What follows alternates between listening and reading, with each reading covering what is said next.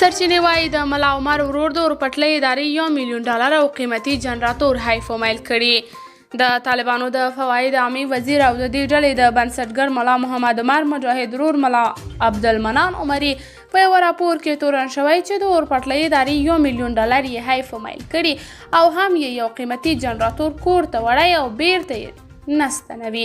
د اورپټلۍ ادارې ځینو سرچینو ویلي چې ملا منان د اورپټلۍ ادارې دغه امکانات له هغه وخته حیف مایل کړي چې دغه ادارې د وزارت په کنټرول کې وه. ویل شوي چې ملا منان د اورپټلۍ ادارې د پراخو امکاناتو لپاره په مستقل بنسټ د دې ادارې د بدلیدو مخالفت هم کوه. اوس چې ویل کېږي د طالبانو بلې ډلې او په ډېر ګمان د ملا متقي ډلې یا د اداره په خپله ولکه کې نیولې له ملا منان عمري نه یې د حیف مایل کړو پیسو او امکاناتو د ستنولو غوښتنه کړې، خو نوموړي یې له ورکړې انکار کړی او ویلي چې $1 میلیون یې پر طالب جنګیالیو ویشلي او جنراتور ته په خپل کور کې اړتیا لري. طالبانو په رسمي ډول د خپلو دغه ناندریو په اړه څه نه دي ویلي. قدرمنو لیدونکو، تاسې د دې موضوع په هکله څه نظر لرئ؟